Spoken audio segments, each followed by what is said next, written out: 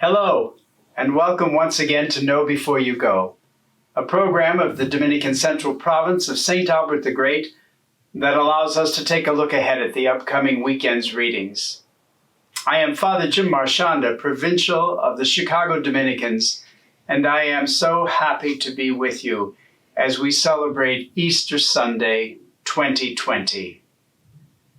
Even though things are so strange in our lives, in our church, in our country, in our world, the resurrection of Jesus Christ is still the best news of our lives. I hope you will take time with your families to sit with the readings, because they are so rich for this Easter Sunday.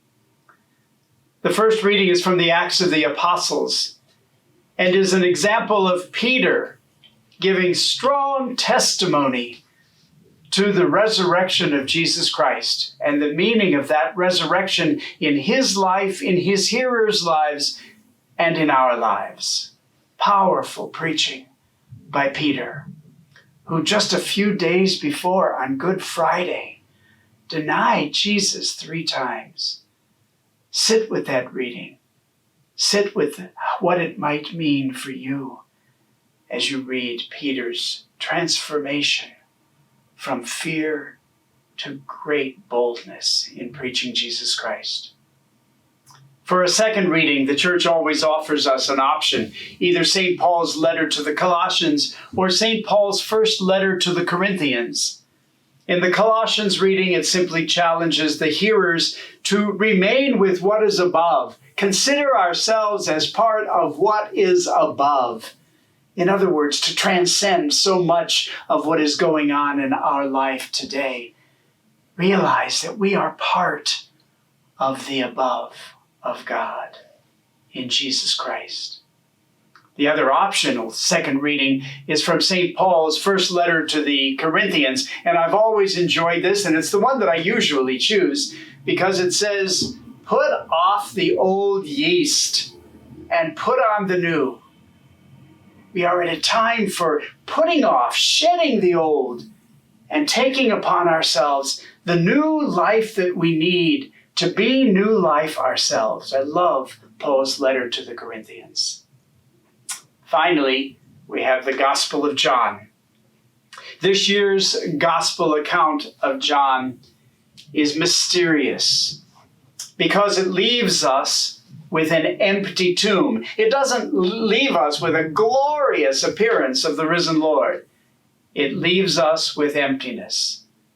It starts out with Mary going to the tomb, Mary of Magdala, going to the tomb, finding the stone rolled away and being terrified by what she sees. Runs frantically back to Peter and to John and tells them, "They have taken the Lord. They have taken the Lord."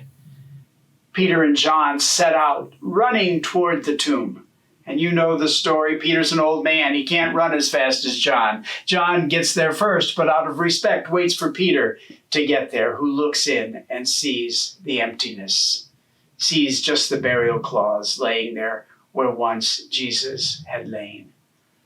And then it says at the end of the gospel, very abruptly, they simply had not yet understood the scriptures that said he must raise from the dead. He must be risen from the dead. This Easter Sunday, we are left with the emptiness of the tomb, not with an appearance of the risen Lord. And I believe there's great power in that emptiness. Great power yet to be discovered in the days following this Gospel of St. John. I believe it offers us an opportunity to ask, what is the emptiness of our present moment calling forth from us? And just as Mary, Peter, John, and all the disciples of Jesus' day responded to the resurrection and particularly to this emptiness, what might emptiness and our experience of emptiness today, and maybe some fear and frustration and discouragement, What might our own emptiness be calling forth from us? I believe it's calling us to action. The emptiness of our own times, I believe, is calling us to action, to be the people who provide the fullness, to be the people who give witness to something more than the emptiness, to be the people who believe so strongly in Jesus Christ in our lives, and that nothing can come between us and Jesus and God, to be the people who believe that so strongly that not even coronavirus will deter us from the solid faith upon which we live. Brother Andrew Carl Wisdom, who many of you know, asked me to write for Easter Sunday in the book that he produced, From Lent into Easter. And I shared in that and would like to share with you about how powerfully the disciples in the time of Jesus following the resurrection moved into action. What I shared in my little writing was that Mary was the first to feel the resurrection, with Peter and John coming in a close second and third.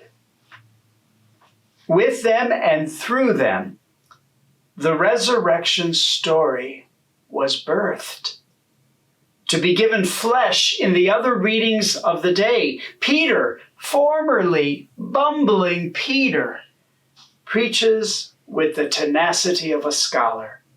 Timid, fearful weaknesses of the past explode into radiant proclamations of power, as evidenced not only in Jesus and his risenness, but in all who believe. The story this year is as much about us as it is about God.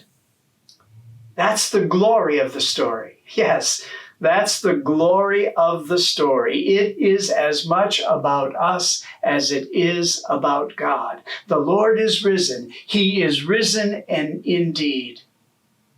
And so are we, my friends.